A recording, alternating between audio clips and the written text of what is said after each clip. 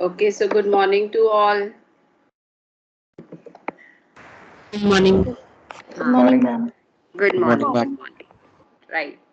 So today's class is on a very simple topic, and I think most of you might have already done that in your previous practicals in molecular biology course, which is on DNA isolation and purification, right? So just a recap for the same that I'll be having in this class. So when we talk about DNA isolation, we you might have, I think, mainly done the plasmid or the genomic DNA isolation, and mainly from bacteria. But as we all know that DNA isolation needs to be done from any source depending on what you are working on. It can be from bacterial cell, yeast cell, mammalian cells, from tissues, from blood, from hair if it's a forensic lab, and it can be from yeah, so from plants, from insects, etc., etc.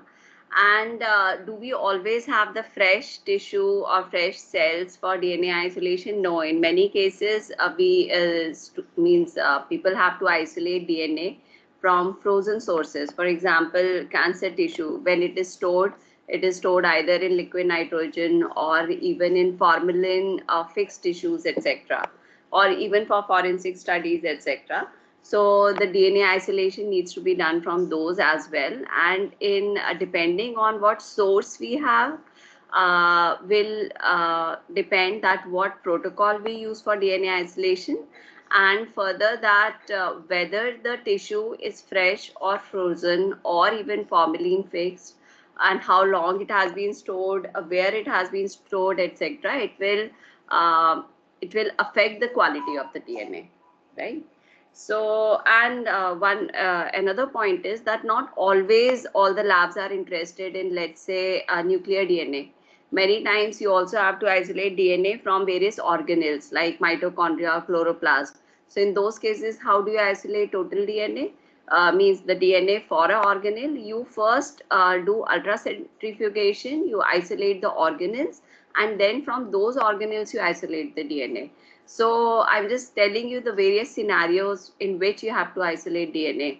And needless to say, I think that you might be knowing that what is the final use, various uses of DNA that has been isolated. Can you please tell me some uses of DNA? Why people isolate DNA? Very, very simple question. Just want to know, do you know the broadness of the thing?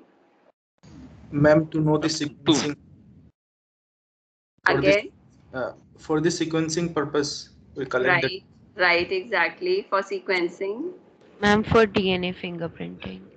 DNA fingerprinting, for restriction digestion, for RFLP, RAPD.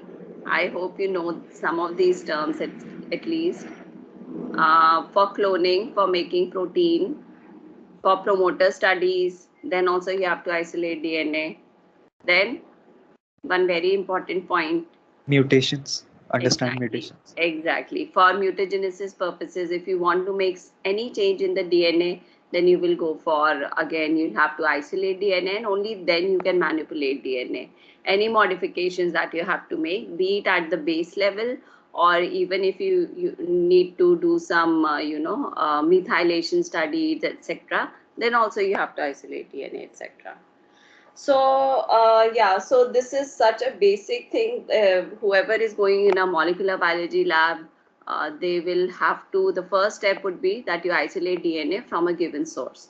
Now depending on the source uh, will lead to the change in the first method, which is cell lysis. So what are the basic steps which are involved in DNA extraction? First you have to lyse the cell. So if it is a mammalian cell, because it doesn't have a cell wall, so the cell lysis will be easier. But if it is, let's say, bacteria or plants, then or yeast, then it will be a different procedure. So I would say that the first step of lysing, preparing a cell lysate, will differ depending on what source you have, but all the further steps are almost same. So once you have the cell lysate, which is prepared by various methods, which I'll just come to that, then your major thing is that you remove everything else apart from DNA. So what you do is that you remove proteins and lipids by various methods. We'll come to all these. Basically, it is like you give treatment with various chemicals, etc. And then what is left in the tube is DNA. So once you have DNA in a tube which is left, then you have to further purify it. You have to remove the salts, and then also what you have to do is that you have to precipitate the DNA. It could be that the DNA which is left in the tube is in a big volume of solution, but you need to concentrate it. So in those cases, what will you do? That you will precipitate the DNA and finally dissolve it in very small amount of whatever solution we are talking about. So now when I'm talking that you have to dissolve DNA in a particular solution, can you tell me in which solution DNA is stored and why?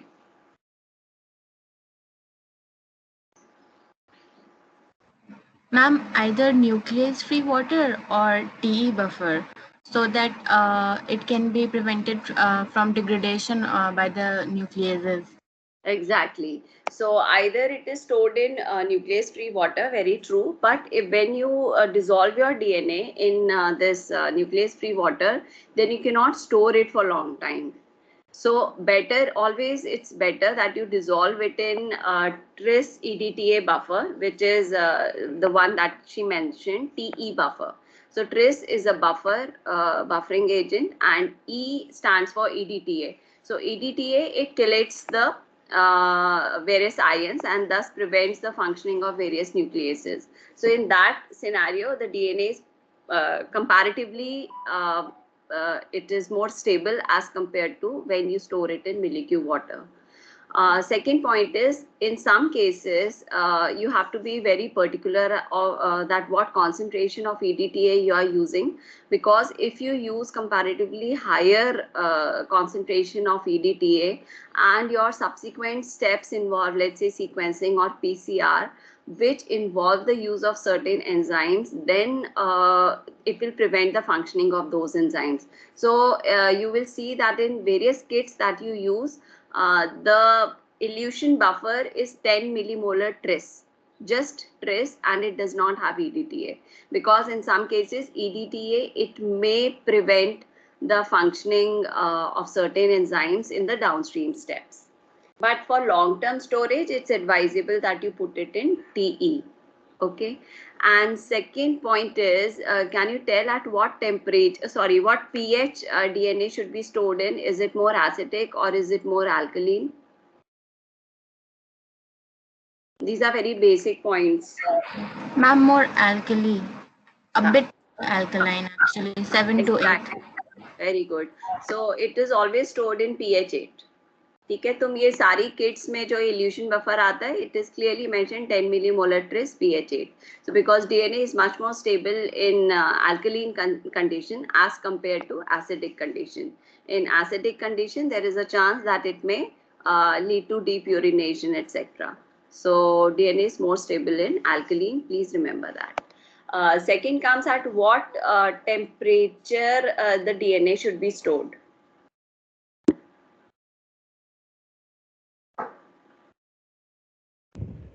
-20. Ma'am, at 4 degrees Celsius.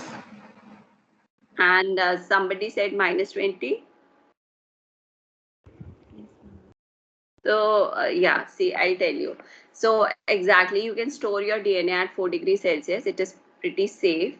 And you can also store it at -20 degree, provided the size of the DNA that you are working with, it is small in size. For example, plasmid DNA, you can easily store it at -20 degree. There is no problem. But when we talk about genomic DNA, for example, you isolate, let's say, this plant DNA, you isolate DNA, total genomic DNA from mammalian cells. You can imagine the size of the genomic DNA. And let's say your further work is to make genomic libraries of the same. So you will want to have the total DNA, which will have minimal breakages in that. But if you store it, this long DNA in -20 degree, then there are chances of breakage and all. So it is always advisable for genomic DNA, which are very big in size, to store them at 4 degree. But for all the rest of the DNA, for example, in your regular daily use, if you're working on plasmids, you can store it at 4 degree. And if you want to store it for longer time, then -20 degree is good enough. Okay. So let's start with that, which are the various, the first step is cell extract preparation, right? So cell extract, I already told you that depending on the tissue you are working with, the source you are working with, it will vary. Some source are very, very easy to lyse, that you just, treat it with certain these detergents like SDS, etc. So the cells just break open. But in some cases where cell wall is there, so it may require even grinding and crushing. So for example, if the source is plant DNA, so what we used to do is that we would freeze it in liquid nitrogen, and then it becomes very brittle. Then you take that tissue, be it the seed, be it the leaf, be it the roots, and then you put it in a mortar pestle, and we used to grind it. And once it was ground, it was a powder, and then you used to add various then SDS and other things, they were added in the solution. So cell extract preparation involves use of physical, chemical, as well as in some cases enzymatic methods.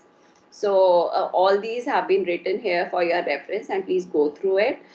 In enzymatic methods, the one that you might be using more commonly would be lysozyme, which is used for bacterial DNA isolation, or zymolase and all these proteinase K. It means depending on what tissue I've told you. And even there are so many different methods of DNA isolation you'll find on internet. So you might find some different protocols for DNA isolation from the same source.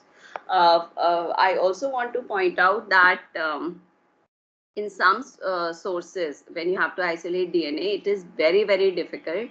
For example, from soil sources, so yeah, fecal sources. So you can imagine that so many enzymes are there in the means it's not clean bacterial these cells that you are growing in culture. They are, you have to isolate total DNA from soil source. So in those cases, you have to be very particular how you isolate DNA. You have to standardize. Still, people are standardizing that which is the best method to isolate DNA from this particular source or that particular source. It's not that after so many years we have a very clear cut procedure for isolation of DNA. So in some cases, you have to still standardize depending on what source you are isolating your DNA.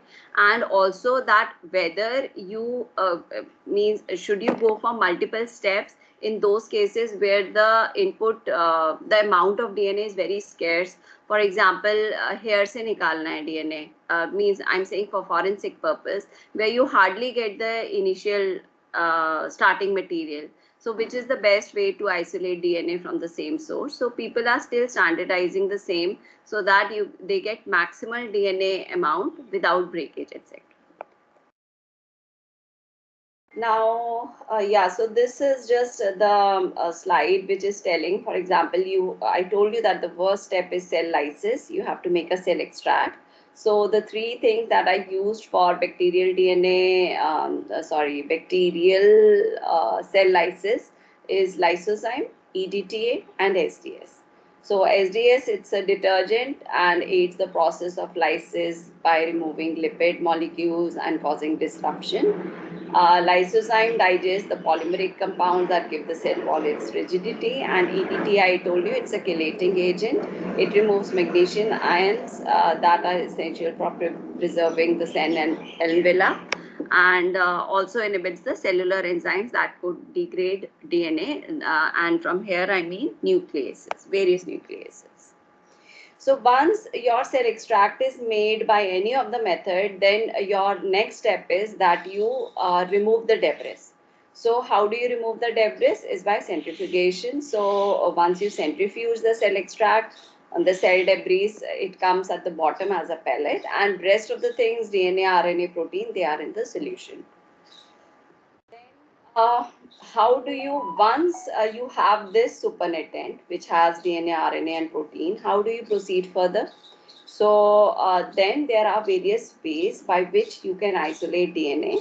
And one most commonly used is organic extraction if you're not using a kit.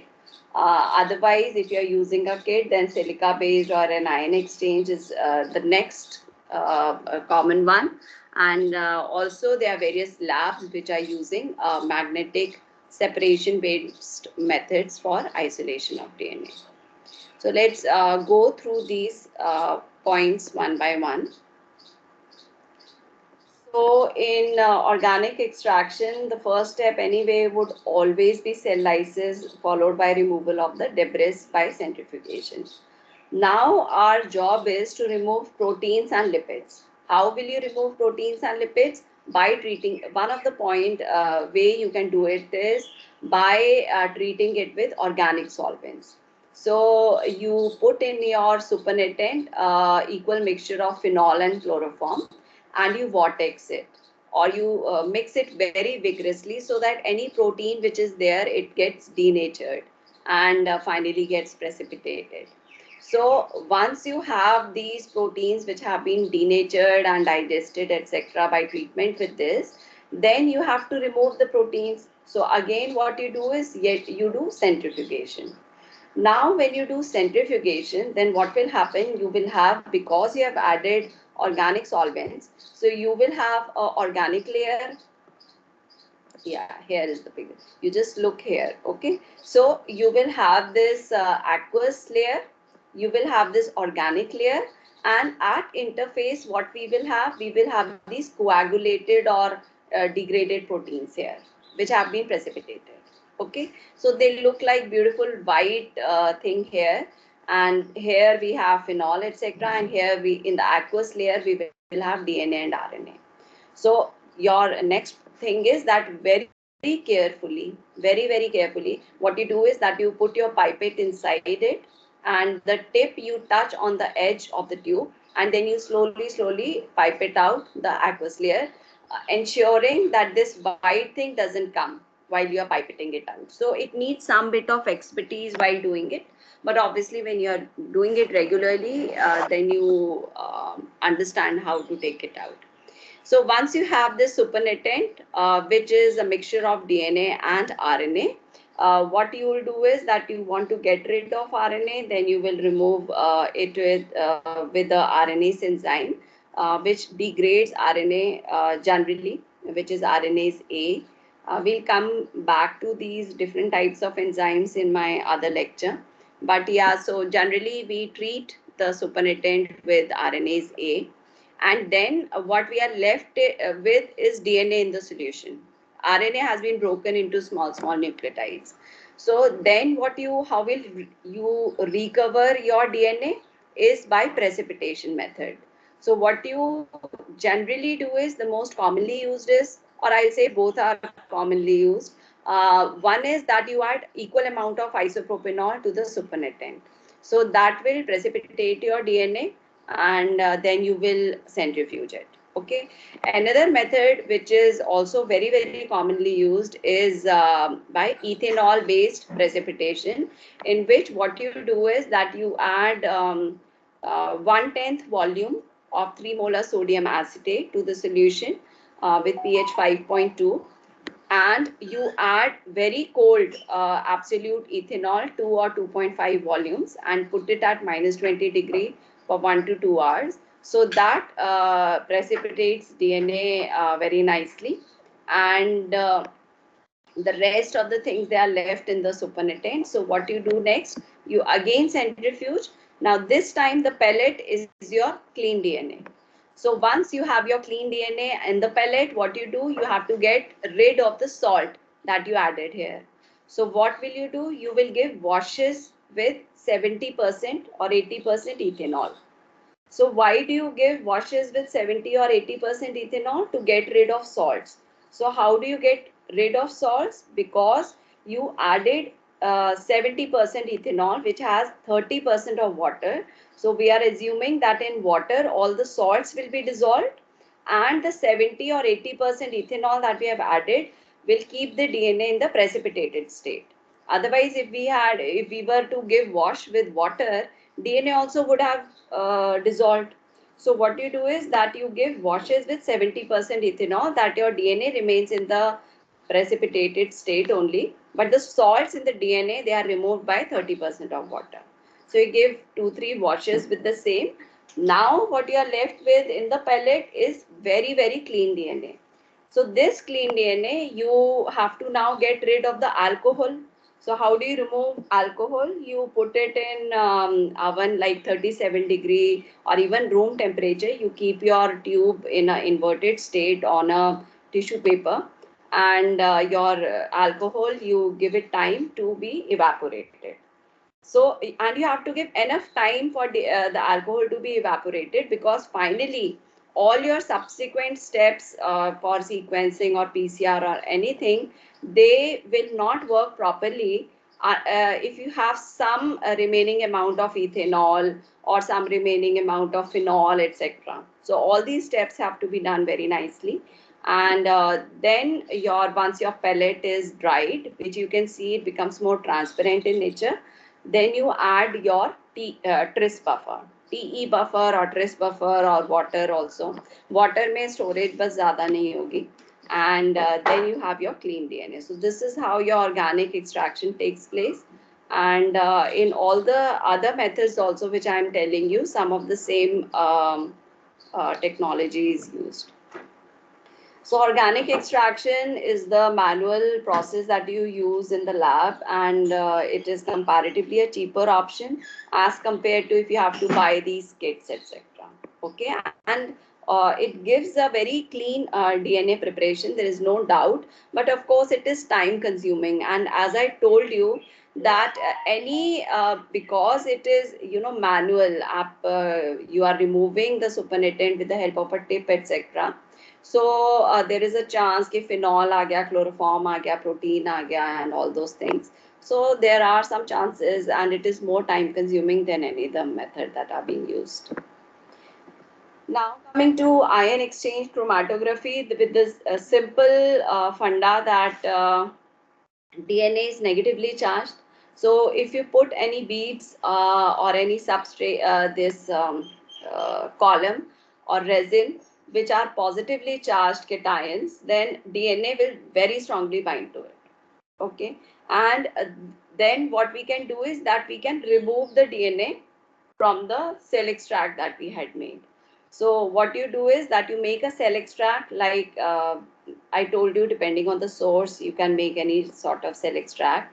Once you have the cell extract in which the debris and all have been removed, then you pass it through a ion exchange resin. So in presence of low salt, DNA binds to it. So we assume that in this column, the DNA has bound to it, and all the rest of the things, which is RNA, proteins, etc., they are discarded. They pass through the resin and they come in the lower tube. Now in this tube, what we have your resins, these cations, which is bound to DNA. So how do you remove the DNA from the same? You give comparatively higher amount of salt, and what we get is a very clean preparation of DNA which comes down here. So this is a much easier method, and various spin columns which are present in the market, they depend on ion exchange chromatography. And similarly, there are various kits in the market which are dependent on silica membrane. And here the concept is simple, that DNA is known to adsorb very strongly to silica. Now, what is the basis behind the same? Do we understand that how DNA binds strongly to silica? I will pass on some notes regarding that, because in my last class also there were some questions, ma'am, how DNA binds to silica. So there is some chemistry involved and all, and I'll pass on the notes for the same. But what we also know is the fact that in presence of certain chaotropic salts like guanidinium hydrochloride, it binds comparatively much more strongly to silica. So what we have is that you have your lysate cell extract in which debris removed. We have a lysate, you pass it through the column. So what is this column? This is silica. Okay. So you can easily see if some of you might have already done DNA isolation using a kit. So here we have this white membrane here, which is silica, and here in the lysate you have some salts, which will help the DNA to bind to silica. So once DNA binds to it, all rest will be removed by centrifugation, that protein, etc. and all. And finally, you can elute out your DNA using the DNA elution buffer from the silica membrane.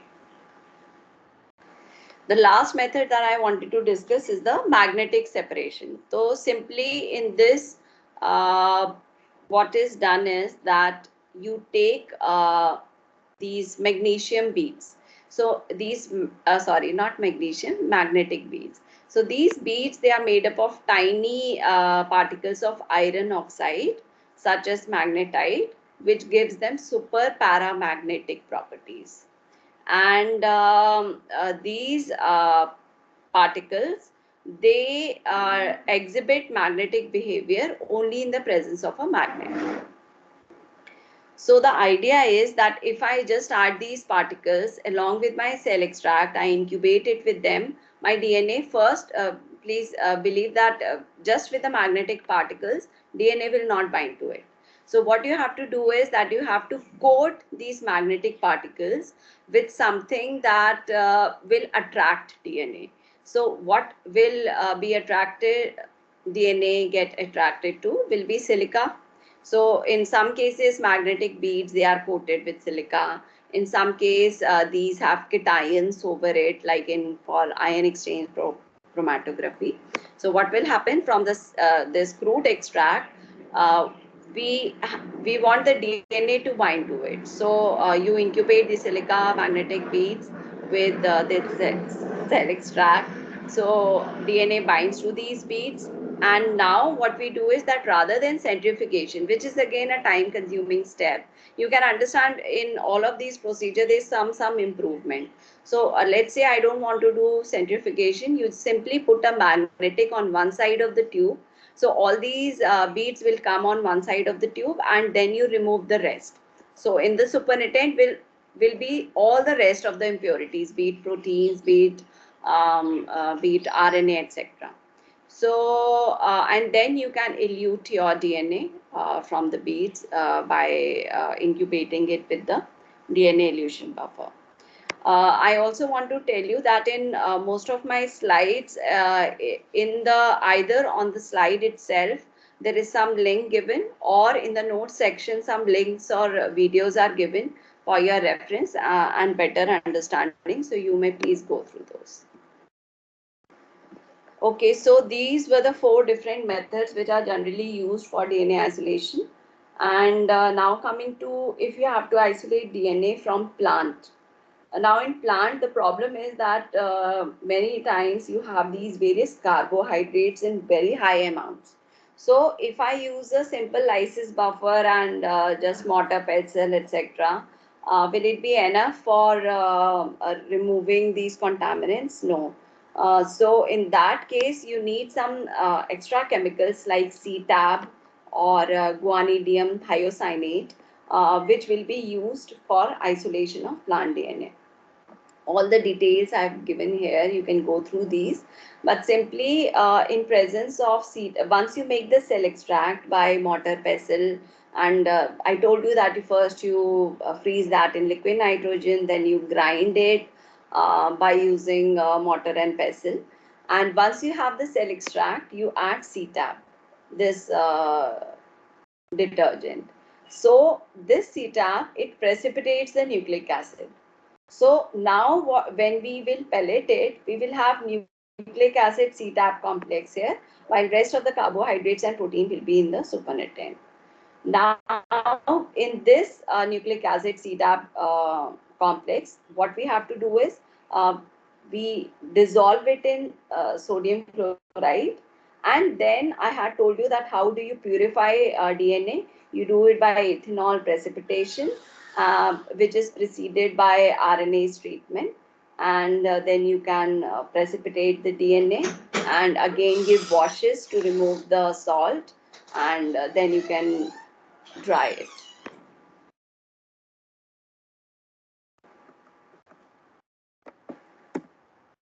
Other method that is generally used is guanidinium thiocyanate. So it has two properties that make it useful for DNA purification.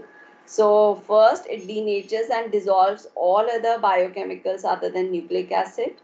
And so that's why means what we are left with is nucleic acid in the solution. And second is that in presence of GITC, DNA binds tightly to silica particles, like I told you in my previous slide. So what you do here is that you have these silica particles. You make a cell extract which has GITC, which has been treated with GITC, and then you can your DNA will bind to silica very strongly, and we have these denatured biochemicals, and then you can elute your DNA in presence of any DNA elution buffer. Okay, so two other points that I wanted to discuss with you, that the method of isolation of plasmid DNA and the method of isolation of phage DNA. Okay, these two points I just want to discuss. So first is plasmid isolation. I'm sure that most of the class have already done plasmid isolation in your molecular biology practicals. Am I right? Yes, ma'am. Okay. So if you remember, the plasmid isolation is mainly, first what you do is that you make a cell extract, and then there are three different solutions which I used. I'll not go into the details of the same because I'm sure that you all have done it, but I'll just tell that what's the logic behind the same. So first what you do is that you denature your DNA. Okay, so considering that all the genomic DNA or the plasmid DNA, they will become single stranded. Okay, then you neutralize it, that is you bring the pH back to normal. So now what will happen, I hope that you all know now that for DNA to be denatured, you either treat it with high pH or with heat. So all the hydrogen bonds are broken, not the phosphodiester bonds. Please remember that. Anyway, so once the hydrogen bonds are broken, so what we have is the single stranded DNA. And when you bring the pH to normal, so all these DNA, they will tend to renature. So because the plasmids, they are very small in size, they renature fast, but the DNA, genomic DNA, which is much, much, much larger as compared to plasmid DNA, it takes time. So it doesn't renature fast. And also we ensure that this process, this treatment with pH 7 in the third solution in the second solution is very short in time, like less than 5 minutes for sure. So what will happen, that DNA, it will not, the genomic DNA will not renature, and then you add certain salts which will precipitate this not renatured DNA along with proteins. It will be all entangled with it, while the supercoiled DNA, it will be present in the supernatant. So this supercoiled DNA for plasmids, which is much smaller in size, you just take out the supernatant, and this is our plasmid preparation, and you can further purify it by precipitation by sodium acetate and ethanol, and further washes and dissolving it in TE. So that will be your plasmid preparation. So plasmid preparation is totally dependent on how this how precise you were in the second step. So because you don't want the genomic DNA to be fully renatured and present in the solution, you want it to be actually half renatured, and with proteins and all, it gets entangled and just comes in the pellet. So then we get a pure plasmid preparation. And how does the plasmid DNA look on gel? I hope that you remember that it is present in any of the three forms. If you have a very, very good plasmid preparation in which minimal breakage is there, then you will mainly see a very, very strong supercoiled form, which is present at the bottom of the three forms. And you will see a very strong band here. जैसे तुम kit से निकालोगे या you were very careful in isolating plasmid, then you will see this strong form. Otherwise, you will see these two forms also, which are present, which are dependent on ki was there a nick in uh, one of the DNA strand in the closed circle, or it was in both the strands and thus made it linear. So this is the mobility shifts that you see when you run your plasmid preparation on gel. Excuse me, ma'am. Uh, Actually, I am from chemical engineering. I have not done this practical method. okay, okay. So how many students are from chemical engineering? Ma'am, means I am in MSR, but I have done my graduation from chemical engineering. Graduation in chemical engineering. Okay, so till now, was there anything that you did not understand at all? No, ma'am, I understood. Okay, so your problem is with the plasmid isolation. Ma'am, actually, I wanted to ask if there are any other things like this that requires any prerequisite So, for me. you can always convey, see the this course has a prerequisite for molecular biology course or a equivalent course Yes, ma'am. and And during my biochemistry. yes, ma'am. Ma'am, during my bachelor's, I did replication, translation, transcription of DNA, and some basic And biological course. okay, okay. So let me then ask, why did you interrupt me? Means because you are not understanding this particular thing, or anything else that you wanted to convey? And that's all. I wanted to know any other prerequisites are there for me, or is it okay for me to See, if you know continue? the basic process of transcription, translation, replication, etc., it is good enough. And if you know what a promoter is, it is good enough for me. And then I'll obviously tell you which are the other sophisticated methods of manipulating DNA or RNA.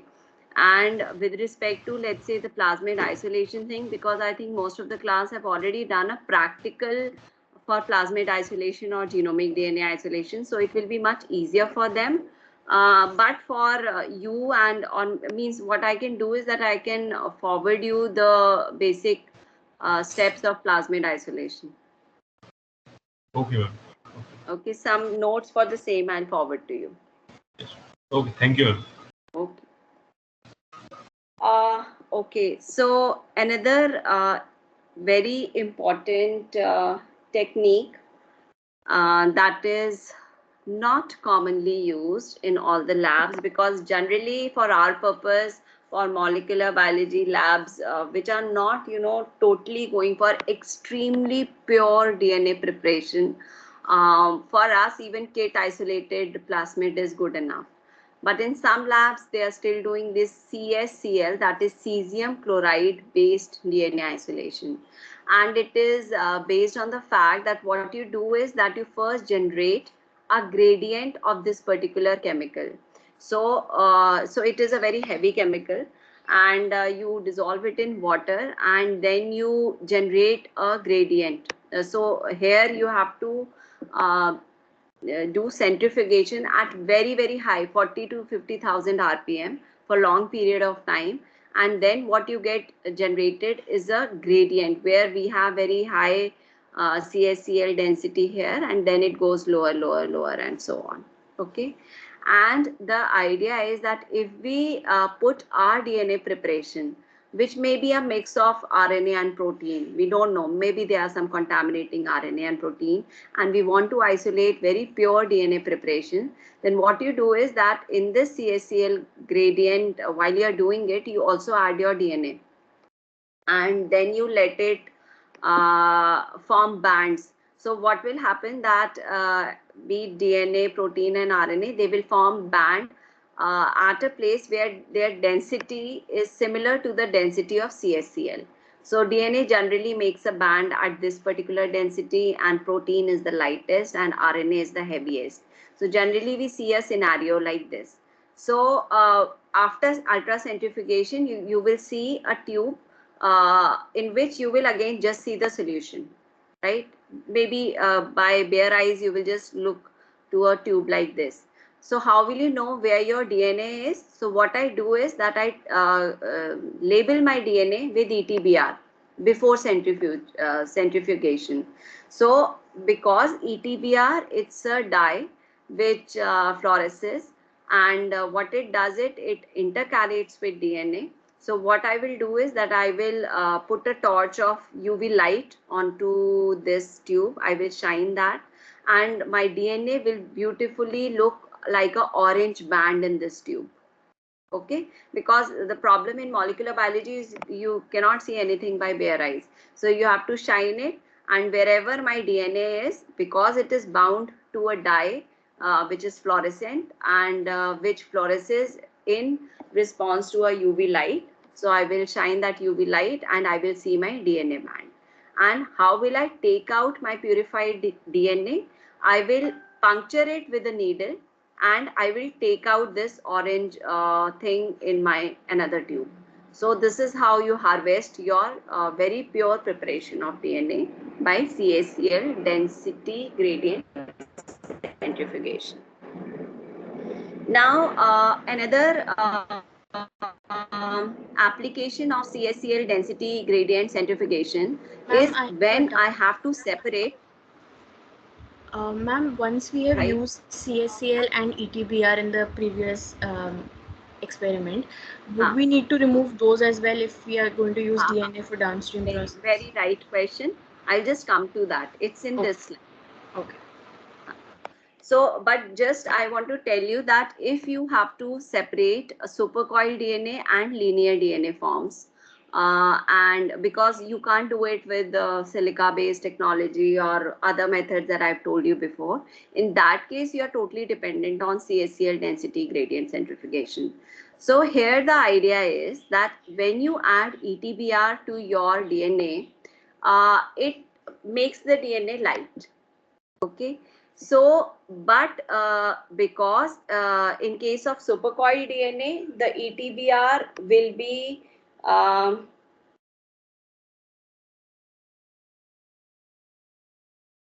less incorporated, because it does not unwind properly, because it doesn't have a free end. But the linear DNA will incorporate more ETBR. So as a result, because ETBR is incorporated more in linear DNA, it will be lighter as compared to supercoiled DNA. So now we have two bands, and whichever form I have to harvest, I will again shine the UV light onto it and harvest my DNA. Okay, so this is all written here. Why linear DNA and supercoiled DNA, they form band at different places in a CaCl gradient. So now coming back to the question that one of you asked. So what you do is that you will harvest this particular DNA from here. I told you with the help of a needle. Now you have to remove these other constituents, ETBR and CaCl. So to remove ETBR, one way is that you first take this solution and you add N-butanol to it. So ETBR, it dissolves in N-butanol, and what we are left with is DNA and CaCl in this solution. So again you harvest it, and how do you remove CaCl? By the help of a dialysis tubing. So the CaCl, it diffuses into the buffer, and what we are left within the dialysis bag is the DNA. So I know it is a more complicated procedure, but yeah, if you are working on something which is very specific for supercoiled DNA or linear DNA, then in those cases you have no option but to go for this particular method of CaCl density gradient centrifugation. Okay, now the last 2 points, which is on lambda. If you have to isolate DNA from bacteriophages. So the two bacteriophage that I am talking about is lambda phage and M13 phage. And why I am specially telling you about the how do you isolate DNA from these bacteriophages is due to the fact that many of these bacteriophages, they are used as cloning vectors.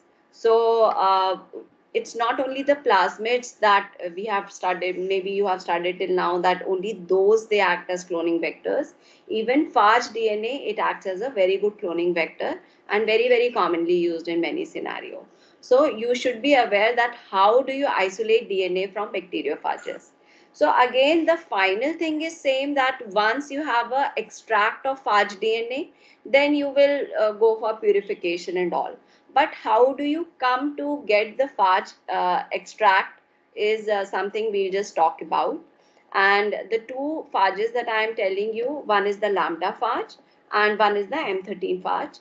And we will revisit these both phages when I'll be telling you about the phage based vectors. So in nutshell, the lambda phage, I'll not go into detail how all this happens, but this is a bacteriophage, means this phage, it injects its DNA into the bacteria, and this DNA then it has two options. Either it gets incorporated into the genomic material of the bacteria, okay, and stay as prophage, okay, and gets means it divides as and when the genomic DNA divides and bacteria divides, or it makes more of its copies, and it gives means more viral proteins, they are also made, and they get assembled into these virions, and these phage particles they are then released. So one is the lysogenic option and one is the lytic life cycle. So lysogenic versus lytic. In one it is incorporated, in one it makes many more copies and gets assembled as a phage particles, and then these are released, okay.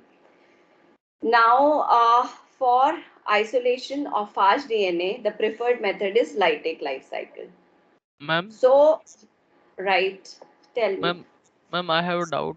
Ma'am, you said that we have two processes. First is that integration where it just enters into the bacterial genomic Yeah. genomic material. When what was the second? I couldn't get that. हाँ हाँ, देखो ये जो phage particle है ना, it first releases its DNA inside. Okay, this red one is the phage DNA. This it has two options. Either it gets integrated into the genome. This is bacterial genome. So it makes a cut here and then gets incorporated here or integrated here, which is shown as a lysogen here. This is lysogenic phase. Another option is that it makes means more of its phage DNA particles. It gets replicated within the bacteria, and it makes more of the viral proteins. To make these phage particles, what you need is more of DNA, of phage DNA, and you need these phage proteins as well.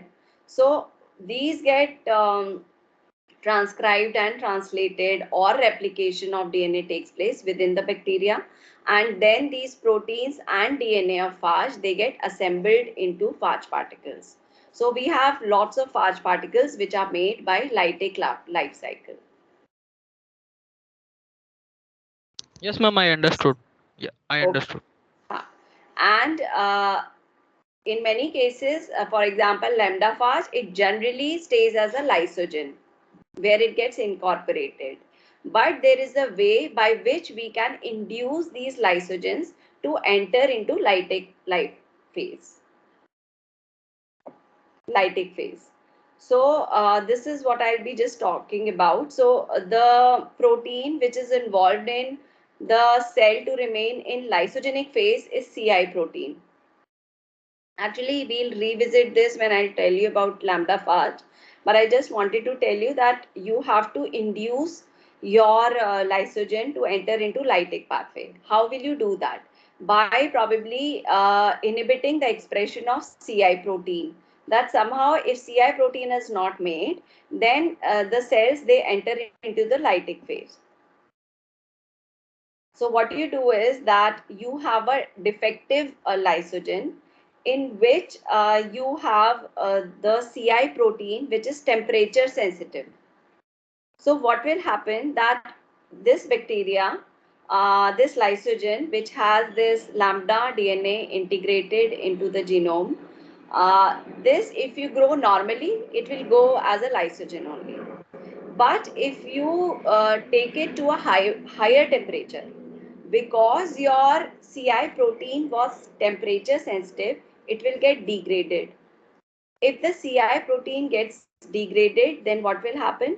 The bacteria, it will enter into lytic phase and the lambda genome will be excised. It will make more of its copies and more of viral proteins. These fast proteins will be made, and what we have are the new lambda particles. So this is just to tell you that if you have a lysogen and you want to induce it to get into the lytic phase, then which method is there? One of that is that you use a temperature sensitive CI protein lysogen, and because CI protein will be degraded at high temperature, the cells, they will enter into lytic phase, and then more lambda particles will be made. Now for lambda, okay, let me quickly wind up. Okay, so if you have to isolate lambda phage DNA, then the key for that isolation is that you should have enough phage particles. You need lots of phage particles, because some calculation is given here, because very less amount of DNA is otherwise harvested. So for these phage DNA isolation, sometimes you have to give a very grow a very like up to 1 liter of bacterial culture, and then you'll be able to isolate enough amount of lambda DNA. So now what the key is that see, this phage isolation is totally dependent on interaction between the bacteria and the phage. Now you imagine if you have very less bacteria and you have phage, then what will happen that these phages, they will infect these bacteria, and all the bacteria will be lysed comparatively faster, and you will not have much amount of phage titer, because all the bacteria, they didn't get, you know, even time to multiply, and so that the multiplied bacteria also could have been infected by these phages.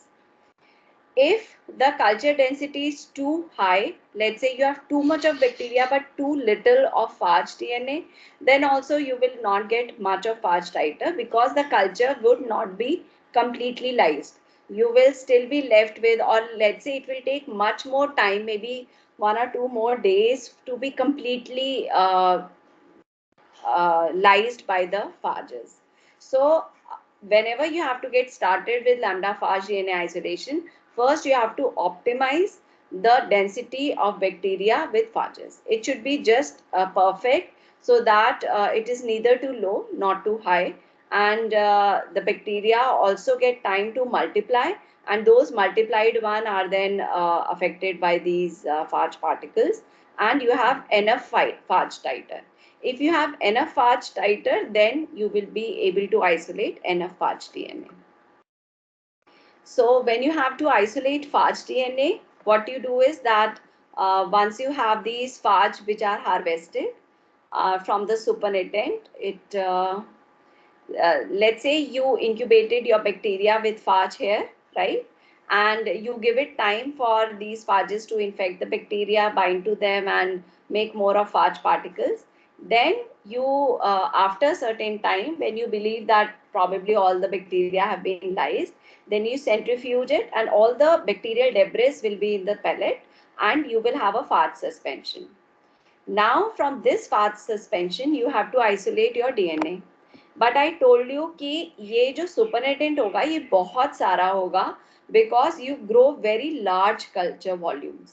So what you cannot work with this high amount of supernatant, so somewhere you have to precipitate these phages from this. So how do you precipitate the phages from this phage suspension? By adding PEG in presence of sodium chloride. So then your phage particles, they get precipitated. Then you pellet these phage particles and resuspend in smaller amount. Once you have these phage particles in small amount, then obviously you can go for DNA isolation, like I've told you, by various methods, because now what you have is a cell extract, in this case a phage extract. So you can go for silica based isolation, you can go for organic extraction and so on. Okay, so or you can also go for CSCL based lambda phage isolation. Okay, so the last, these are the only two slides which are left. Another is the M13 phage DNA. Okay, so M13 phages, these are also bacteriophages, that is, they infect bacteria. The only difference between M13 phage and lambda phage is the fact that M13 phage, it infects bacteria and it makes more of its copies, and these final M13 phage particles, they are released from the bacteria, and you will notice that in this case it does not lyse the bacteria. That's the only difference, major difference between M13 and lambda phage in terms of infection and how these phage particles are released. There are many other differences which we'll discuss in much more detail. But as of now, I'll just tell you that if you incubate M13 phage with bacteria and you leave it for some time, then what you will get is the bacteria in intact form and lot of phage particles which are released in the supernatant. So in this case, you don't have to lyse, means the bacteria are not lysed. You simply pellet bacteria, and in the supernatant you have M13 phage. Again, because these are small in size, you precipitate by PEG and NaCl, and then what you have is M13 phage pellet, which you dissolve, resuspend in some buffer. And then how do you isolate your M13 phage DNA? You can go for organic based extraction and treat it with phenol chloroform. So in the supernatant you have M13 DNA, and then you precipitate by ethanol and finally suspend. So this is how you isolate DNA from phages. So just want to tell you that these things, mostly they are given in T.A. Brown book in a chapter named DNA purification. And so you can go through that chapter from that book. And otherwise there are some links. And for those who are really, really interested in knowing about the details of DNA isolation methods from various sources, they can go through this particular link which I've given on the first slide. Okay, so that's all for today. And any questions? Ma'am, Hmm? good morning, ma'am. So, my question was is why do we like artificially like use the bacteria to go for cell lysis? Why do Like, you? is there any use of doing cell lysis Acha, from acha, the you're lambda? saying when we are isolating lambda phage DNA, why do we Yes, want ma'am. cells to go to lytic phase and not lysogen? है ना? Yes, ma'am. Huh. Yes, ma'am. So see, if I were to isolate it from lysogen, then I will have very less copy. You imagine in the genome there is just one genome in bacteria, right? One equivalent of genome. You don't have Yes, ma'am. multiple copies of the same. But if it is in lytic phase, your phage DNA is present in hundreds and thousands of copy within a bacteria. Yes, ma'am. Okay? So, ma'am, will those phase bacteria, lambda phase bacteria, will get the copies of bacterial genome also, or will that be the lambda phase only, lambda phase genomes only? हाँ, lambda phage genome only, क्योंकि हम lambda phage को harvest करते हैं. तो bacterial genome नहीं आती है उनमें? बैक्टीरियल जीनोम नहीं आएगा ना, क्योंकि तुमने उस केस में तो बैक्टीरिया को वो डिग्रेड कर देता है. It just degrades the lyses the bacteria. Let's say there are some live bacteria still in your culture even after incubating with phage, they will anyway be pelleted in the first step. तो तुम्हारा Yes, ma'am. Bacterial debris और bacteria first step में pellet हो गया. In the soup you are left with only phage particles. Okay, ma'am. So there'll be no contamination.